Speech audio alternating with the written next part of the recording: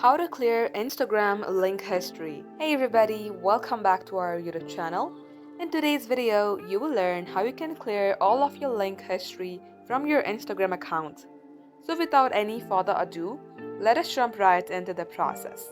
Head over to your Instagram application from your device and get logged into your Instagram. Tap onto your profile on your bottom right, and from your homepage, tap on Twitter icon on your top right. Under How You Use Instagram, you will see your activity. Tap open that option. Scroll below, and under How You Use Instagram again, tap on Link History. At this page, you will see all the links that you have visited from your Instagram. In order to clear the link, tap on the cross icon just beside the link and tap on Clear.